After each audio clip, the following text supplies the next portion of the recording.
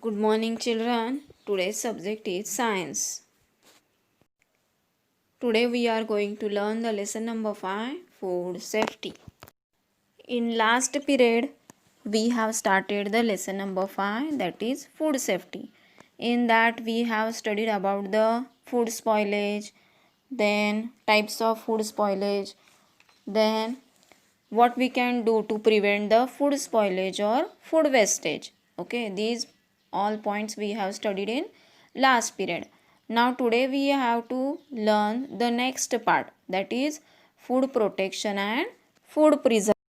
That is food protection and food preservation.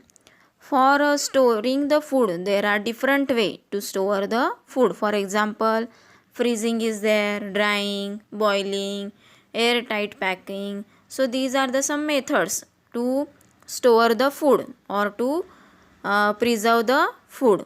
Now in this method what will happen? In this method they prevent the growth of microorganism.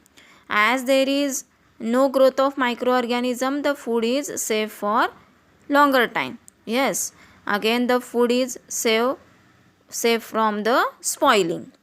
Now food protection and food preservation. As we have to see the food protection and food preservation, then what is mean that we have to first see. Now what is mean by food protection? Food protection means what? See, prevention of food spoilage by microbial growth. Prevention of food spoilage by microbial growth and infestation by pest. Infestation means as the food is coming in contact with insects or where there is a place where having the animals. So in this case, to prevent the growth of microbial growth, this is called the food protection. Means in food protection they prevent the growth of microorganism. Now food preservation means what? Use of various preservatives to prevent for a long period of time food spoilage due to internal factors is called food preservation. Now food preservation means what? In this they are using some factors. In this they are using some things or substances to stop the growth of microorganism or to increase the period of time to save the food material. That is called the food prevention. Understood everyone? So there are some methods of food protection. So these methods we have to learn today. So let's see which methods are there for food protection. The first method is freezing. Freezing is a method in which they decrease the temperature. Okay, they decrease the temperature. Biological and chemical reaction in food material are slowed down at low temperature. As there is a, because of the low temperature, there is a no growth of microorganism. Okay, so at low temperature, as a result what will happen? Food remains in a good condition for a longer time.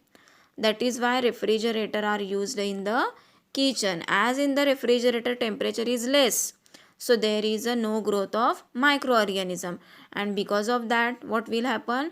The food is safe for a longer time. Understood? Second one is a smoking.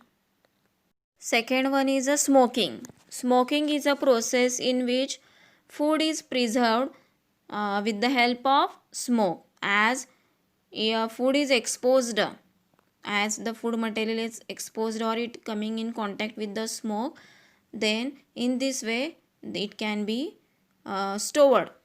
So sometimes aluminum phosphide is used in this method.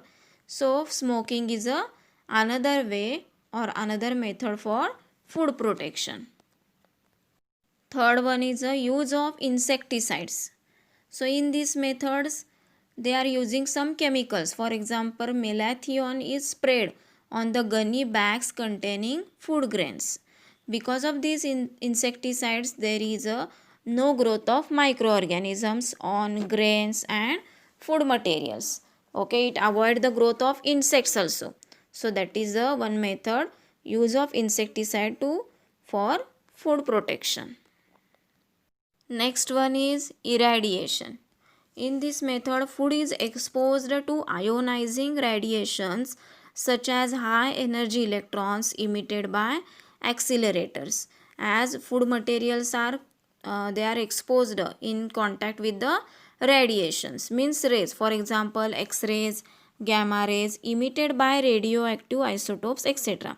And because of this process, what will happen, these rays destroys the microorganisms. Okay, these rays destroy the microorganism, insects also. Shelf life of fruits increases due to increasing in ripening period. The shelf life of potato and onions increases due to the slow down of sprouting at home. As you are observing that potatoes and onions, after within 8 to 10 days the sprouts are coming out. So because of the with the help of the irradiation, okay, with the help of the irradiation methods, they increase their shelf life, so that sprouting rate will slow down. Okay, that potatoes and onions increase due to slow down sprouting, so their sprouting rate get, means they are safe for so many time, means they are safe for a longer time. That potato, onion, not only these vegetable, other vegetables also used these methods for their protection, that is irradiation. Fifth one is a pasteurization. So this is also one method in which what will happen, see, in this method they heat the milk. Okay, this method involve the heating the milk or other foodstuff up to a certain temperature. For example, milk, they are heating the milk up to 80 degrees Celsius for 15 minutes and cooling it quickly. Immediately it has to cool it. Then because of this method, means heat and immediately cool, because of this method what will happen, this method destroy the microbes present in the milk and it keeps for a longer duration. Okay, so that is about the pasteurization, in which they heat the food substance for a high temperature and it cool it immediately, quickly it have to cool it, that is the pasteurization. Next one, use of preservatives. There are two types of preservatives, natural preservatives and chemical preservatives. Now see about the natural preservatives. Some naturally available materials like salt, sugar, oil are used as a preservatives in pickles, jams, muramba, petha, etc. At home you are observing, for making the pickles we are adding salt, sugar. Why? Because these are the naturally preservatives, means salt, sugar preserve the food for a longer time. Okay, because of the salt, sugar, they decrease the growth of microorganism, so it is a natural preservative as it available naturally. Now see about the chemical preservatives. For example, acetic acid means vinegar, then citric acid, sodium benzoate, and some nitrate and nitrite salts are some examples of the chemical preservatives. They are used in sauce, jelly, jams, and in packaged ready to cook vegetables and ready to eat foods, etc. These preservatives keep the food safe for a very long duration. Yes, because of these chemical preservatives, for example, sauce bottles we are observing, it is safe for 1 year also. So as they are using some chemicals, these food preservatives, okay, these food preservatives increase the life of that food, so it is safe for a longer period. That is the about the use of preservatives to protect the food. Last method is of use of insert gas.